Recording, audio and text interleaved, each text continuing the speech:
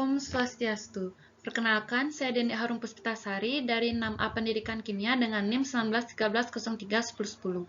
Kali ini saya akan mempresentasikan mengenai ujian akhir semester dari mata kuliah Praktikum Kimia Organik. Untuk soal pertama, data suatu hasil percobaan aktivitas enzim sebagai berikut. Dengan menggunakan grafik, tentukan apakah mekanisme enzim tersebut di atas mengikuti mekanisme kinetika Michaelis-Menten, dan yang kedua, estimasi nilai Km dan juga Vmax-nya. Nah, untuk jawaban yang A, di situ telah diplotkan berdasarkan kurva Lineweaver-Burk. Dari yang mana berdasarkan grafik tersebut, maka mekanisme enzim tersebut mengikuti mekanisme kinetika Michaelis-Menten, karena sesuai dengan persamaan dari Michaelis-Menten yang menyatakan bahwa laju reaksi enzimatik akan meningkat saat konsentrasi substrat meningkat, dan peningkatan kompleks enzim substrat yang tidak mengikat akan menurunkan laju reaksi. Dilihat dari grafik bahwa laju reaksi akan meningkat seiring dengan peningkatan konsentrasi dari substrat. Untuk jawaban yang kedua, estimasi dari nilai Km dan Vmax-nya, pada grafik di atas diketahui persamaan garis yaitu Y sama dengan 724,88X dikurangi 0,1807. Maka dengan nilai Y sama dengan 0, maka nilai X-nya adalah 0,000249. Dengan demikian didapatkan harga Km-nya yaitu 1 dibagi dengan 0,000249 yaitu 4016,064 milimol per liter. Untuk Vmax-nya, maka didapatkan 1 per Vmax sama dengan minus 0,1087, maka untuk Vmax didapatkan minus 5,53403 mikromol per menit. Soal kedua, suatu sampel A ditambahkan dengan HCl 6 molar, kemudian dianalisis kandungan asam aminonya. Data percobaan menunjukkan hasil sebagai berikut. Tentukan jenis asam amino yang mungkin terdapat pada sampel A di atas, dan berikan alasan untuk memperkuat argumentasi Anda. Nah, di sini jenis asam amino yang mungkin terdapat dalam sampel A adalah tirosin. Uji santoprotein merupakan uji kualitatif pada protein yang digunakan untuk menunjukkan keberadaan gugus benzena atau fenil. Hasil positif pada uji santoprotein ini akan memunculkan gumpalan atau cincin berwarna kuning.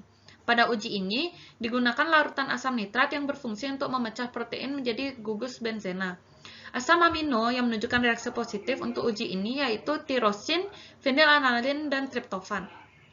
Uji nitroprussida menunjukkan hasil negatif atau tidak berwarna, yang menandakan tidak adanya gugus tiol seperti dalam sistein. Selain itu, uji Pauli menunjukkan hasil positif yang berwarna merah. Lanjut soal nomor 3, apabila suatu sampel asam amino tunggal ditambahkan dengan pereaksi ninhidrin, selanjutnya dipanaskan, maka akan terbentuk kompleks berwarna. Asam amino dapat ditentukan secara kuantitatif dengan reaksi tersebut. Jelaskan mengapa reaksi ninhidrin ini dapat menentukan asam amino secara kuantitatif. Jelaskan keseluruhan reaksi yang terjadi antara asam amino dengan ninhidrin. Nah, dalam uji ninhidrin tersebut merupakan reagen yang saat bereaksi dengan asam amino akan menghasilkan warna biru ungu. Hal ini disebabkan karena adanya dekarboksilasi oksidatif dari alfa asam amino oleh ninhidrin yang bertindak sebagai oksidator, sehingga menghasilkan CO2, NH3, dan aldehid yang memiliki rantai C lebih pendek dari asam amino asalnya. Nah, yang mana ninhidrin ini yang tereduksi akan bereaksi dengan NH3 sehingga membentuk senyawa kompleks berwarna biru ungu. Reaksi ninhidrin ini dapat menentukan asam amino secara kuantitatif karena semakin banyak ninhidrin pada sampel uji yang dapat bereaksi, maka akan menghasilkan warna yang semakin pekat. Kompleks warna biru ungu ini akan menyerap pada panjang gelombang 570 nanometer. Maka dari itu, uji ninhidrin dapat menentukan asam amino secara kuantitatif dengan menentukan kadar asam amino secara spektrofotometri.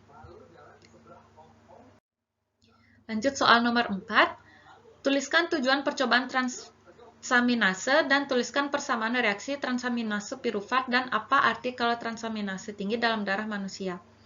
Nah, selama pemecahan asam amino dengan pemindahan grup asam amino dari asam amino ke asam keton, grup dari asam amino tersebut perlu dipertahankan. Maka itulah tujuan dari percobaan transaminase. Ketika transaminase tinggi dalam darah manusia, maka artinya adanya kerusakan jaringan dalam tubuh, yang mana hal ini menyebabkan jumlah enzim dari aminotransferase di plasma meningkat. Soal nomor 5. Jelaskan cara untuk menentukan kemurnian DNA hasil percobaan. Mengapa pada isolasi DNA darah, sel darah merah harus dilisiskan? Nah, uji kemurnian DNA hasil percobaan dapat dilakukan dengan beberapa cara, yaitu menggunakan spektrofotometri pada panjang gelombang 260 nanometer, di mana DNA menyerap gelombang paling kuat. Lalu perhitungan kemurnian paling umum dengan menentukan rasio absorbansi dari panjang gelombang 260 nanometer dibagi dengan absorbansi panjang gelombang 280 nanometer. Sel darah merah harus dilisiskan karena agar dapat mengisolasi sel darah putih yang mengandung inti sel. Jelaskan dan sebutkan langkah-langkah yang dilakukan untuk membuat larutan. Yang pertama yaitu asam sulfat 0,5 molar dari larutan stok asam sulfat 98%, dengan massa jenis yaitu 98, yaitu Mr dari S 32. Lalu yang kedua, NaOH 2 molar dari kristal NaOH dengan mRNA yaitu 23. Sebelum membuat larutan, harus melakukan perhitungan untuk mengambil dari stok murni ini. Yang pertama, melakukan perhitungan untuk mengambil berapa mili yang dibutuhkan asam sulfat 98% dan didapatkan yaitu 1,36 ml. Sedangkan untuk NaOH, kristal yang dibutuhkan untuk membuat NaOH 2 molar yaitu 4 gram dengan volume larutan yang akan dibuat yaitu masing-masing 50 ml. Untuk langkah-langkah membuatnya, yang pertama yaitu menuangkan beberapa mili asam sulfat 98% dari stok murni ke dalam gelas kimia. Lalu mengukur asam sulfat 98% ini dalam gelas kimia tersebut sebanyak hasil perhitungan yaitu 1,36 ml dalam gelas ukur dengan menggunakan pipet tetes dengan bantuan gelas ukur. Lalu menuangkan sedikit aquades ke dalam labu ukur dan memasukkan asam sulfat 98% yang telah diukur ke dalam labu ukur, lalu ditambahkan aquades sampai batas garis. Lalu kocok larutan hingga homogen. Sisa asam sulfat 98% murni ini dalam gelas kimia diberi label dan diletakkan pada lemari asam. Selanjutnya membuat larutan NaOH 2 molar dari kristal NaOH dengan volume 50 ml. Yang pertama, timbang kristal NaOH sebanyak hasil perhitungan yaitu 4 gram dengan neraca analitik. Lalu melarutkan kristal NaOH yang telah ditimbang dalam gelas kimia dengan beberapa mililiter aquades sampai larutan homogen. Kemudian memasukkan sedikit aquades ke dalam labu ukur, lalu masukkan larutan NaOH dalam gelas kimia sebelumnya. Dan tambahkan aquades hingga batas garis labu ukur. Lalu kocok larutan hingga homogen. Soal nomor 7. Dalam percobaan titrasi formal asam amino, sebutkan fungsi bahan berikut. Yang pertama itu larutan gelatin, yang kedua larutan formaldehida 40%, lalu mengapa harus ditambahkan basa, asam, dan fenolftalin pada formalin sampai merah muda. Larutan gelatin merupakan produk yang dihasilkan dari hidrolisis parsial kolagen yang berfungsi sebagai reagen. Lalu, larutan formaldehid 40% yang digunakan berfungsi sebagai preaksi yang dapat menghilangkan kebasaan asam amino atau mengasamkan dari asam amino sehingga menghasilkan gugus amonium buffer pada daerah pH yang lebih rendah. Di sini terjadi reaksi pembentukan dimetilol agar dapat dititrasi pada titik akhir suatu indikator. Lalu yang ketiga, penambahan basa, yaitu NaOH bertujuan untuk membasahkan larutan gelatin. Sedangkan penambahan asam, yaitu HCl, bertujuan untuk menghasilkan pH 8 agar enzim tripsin dapat bekerja secara optimal. Dan penambahan fenolftalin berfungsi sebagai indikator ketika pH telah berubah dengan menunjukkan warna tertentu, yaitu sampai merah muda. Selanjutnya, soal nomor 8. Jelaskan dan beri contoh. Yang pertama itu peristiwa salting in dan salting out. Yang kedua, biuret. Biuret adalah senyawa dengan dua ikatan peptida yang terbentuk pada pemanasan dua ikatan molekul urea.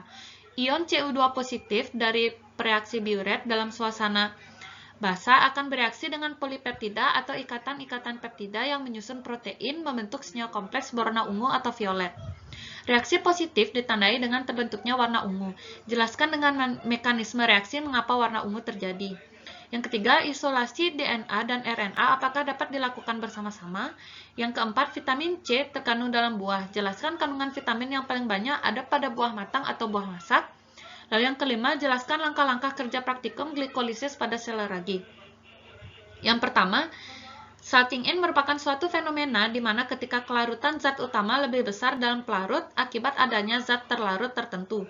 Contohnya adalah riboflavin tidak larut dalam air tetapi larut dalam larutan yang mengandung nikotinamida. Sedangkan salting out merupakan kelarutan zat terlarut tertentu lebih besar dibandingkan dengan zat utama yang menyebabkan terbentuknya endapan atau penurunan kelarutan zat utama. Contohnya penurunan kelarutan minyak atsiri akibat penambahan dari NaCl. Lalu yang kedua, adanya perubahan warna sampel menjadi biru ungu atau violet akibat ion Cu2 positif dari reaksi biuret dalam suasana basah akan bereaksi dengan polipeptida atau ikatan-ikatan peptida yang menyusun protein membentuk sinyal kompleks berwarna ungu atau violet ini terdapat dalam prinsip uji ninhidrin. Dalam uji ninhidrin merupakan reagen yang saat bereaksi dengan asam amino akan menghasilkan warna biru ungu atau violet yang disebabkan karena adanya dekarboksilasi oksidatif dari alfa asam amino oleh ninhidrin yang bertindak sebagai oksidator, sehingga menghasilkan CO2, NH3, dan aldehid, yang memiliki rantai C lebih pendek dari asam amino asalnya. Yang mana ninhidrin yang tereduksi akan bereaksi dengan NH3 sehingga membentuk sinyal kompleks berwarna biru ungu. Lalu yang ketiga, isolasi DNA dan RNA tidak dapat dilakukan bersama-sama karena untuk tahapan isolasinya antara DNA dan RNA harus terpisahkan terlebih dahulu. Lalu yang keempat, vitamin C lebih banyak terkandung dalam buah matang karena pada umumnya seiring pertumbuhan buah, kandungan vitamin C juga terus mengalami peningkatan. Hingga memasuki masa pematangan terjadi sedikit penurunan kandungan vitamin C. Oleh karena itu, apabila pada buah masak, maka kadar vitamin C sedikit lebih rendah dibandingkan dengan buah matang. Lalu yang kelima, langkah-langkah kerja praktikum glikolisis pada sel ragi. Yang pertama yaitu menyiapkan sebanyak 3 buah labu Erlenmeyer yang diberi label A, B, dan C. Pada labu A ditambahkan suspensi ragi roti sebanyak 14 ml dan larutan glukosa 2% sebanyak 2 ml. Pada labu B ditambahkan 14 ml suspensi ragi roti yang telah dididihkan dan larutan glukosa 2% sebanyak 2 ml. Sedangkan pada labu C ditambahkan suspensi ragi roti sebanyak 13,5 ml, larutan fluorida 0,0 ml, dan 2 ml larutan glukosa 2%. Labu Erlenmeyer yang telah ditambahkan campuran-campuran tersebut kemudian sebanyak 3 kali dibolak-balik dan didiamkan pada suhu ruang selama 15 menit. Setelah didiamkan, maka ukur kadar glukosa dan etanol pada campuran. Soal nomor 9. Asam amino mempunyai kurva titrasi yang khas, seperti ditunjukkan dalam gambar di bawah. Kurva titrasi menunjukkan adanya dua keadaan yang berbeda. Yang pertama, jelaskan makna gambar tersebut. Yang kedua, apa hubungan T titrasi formal asam amino dengan gambar tersebut. Yang ketiga, percobaan titrasi formal asam amino menggunakan larutan gelatin dan NaOH. Sebutkan fungsi larutan tersebut dalam percobaan. Yang pertama yaitu makna gambar. Berdasarkan kurva titrasi asam amino di atas, pada pH yang sangat rendah atau pH lebih rendah daripada pKa, akan menyebabkan sebagian besar asam amino molekulnya bermuatan positif 1, karena akan terprotonasi dalam bentuk positif NH3, CHR, COOH. Kemudian penambahan basa dalam titrasi menyebabkan pelepasan proton oleh gugus COOH dari asam amino atau hampir terdeprotonasi secara sempurna, sehingga membentuk positif NH3 CHR COO- yang bermuatan 0. Ketika dilakukan titrasi lagi, maka akan terjadi deprotonasi secara sempurna oleh gugus NH3 positif. Pada asam amino diprotik yang menyebabkan terbentuknya NH2 CHR COO- yang bermuatan -1. Pada pKa1 yaitu 2,34, setengah dari asam amino atau gugus pertamanya masih dalam bentuk asam, sedangkan setengahnya lagi menjadi basa konjugasi yang menyebabkan nilai pKa1 sebanding dengan nilai pH-nya, nilai pH asam amino, yaitu 2,34. Hal ini karena konsentrasi asam dan basa konjugasi sebanding. Pada pKa sama dengan 9,69, setelah gugus karboksil habis dititrasi oleh basa, maka gugus asam amino akan terdeprotonasi dan habis.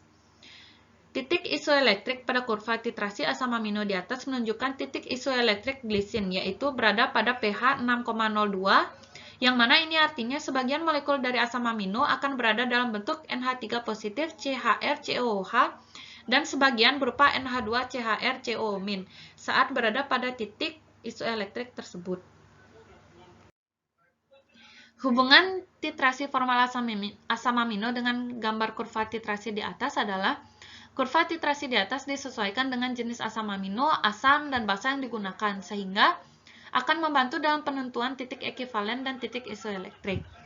Sedangkan fungsi larutan gelatin dan NaOH, yaitu larutan gelatin merupakan produk yang dihasilkan dari hidrolisis parsial kolagen yang berfungsi sebagai reagen, sedangkan NaOH berfungsi untuk membasahkan larutan gelatin yang digunakan. Pertanyaan nomor 10. Pada percobaan kromatografi kertas adalah salah satu contoh pemisahan asam amino. Jelaskan dan berikan contoh konsep-konsep atau masalah tersebut berikut. Yang pertama yaitu fase diam dan fase bergerak. Yang kedua, tiap tetesan harus dikeringkan terlebih dahulu dengan diangin-anginkan sebelum tetesan berikutnya ditotolkan. Besar noda hendaknya jangan melebihi 0,4 cm. Kertas dijaga bersih dan sedapatnya tidak tersentuh oleh jari. Mengapa tidak boleh disentuh oleh jari? Lalu yang ketiga, ruang kromatografi diharap telah jenuh oleh uap eluen. Kemudian kertas tersebut digantungkan dalam ruang kromatografi dan dicelupkan tepi bawah kertas kromatografi dalam eluen. Usahakan jangan sampai totolan asam amino standar dan sampel terendam oleh eluen. Mengapa ruang kromatografi harus jenuh dan mengapa totolan standar dan sampel tidak boleh terendam oleh eluen? Lalu yang keempat, mengapa dalam percobaan kromatografi kertas standar asam amino sangat mutlak diperlukan? Yang pertama, fase diam merupakan suatu lapisan cairan pelarut pada permukaan kertas yang teradsorpsi. Sedangkan fase gerak merupakan eluen yang berfungsi menggerakkan komponen fase diam pada kertas.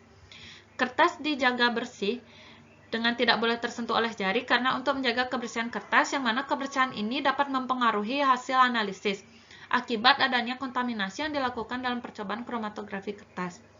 Ruang kromatografi harus jenuh karena untuk menghentikan penguapan pelarut yang digunakan dalam percobaan tersebut. Totolan standar dan sampel tidak boleh terendam eluen karena jika terendam dapat melarutkan dan menyebabkan totolan rusak sehingga tidak dapat diidentifikasi.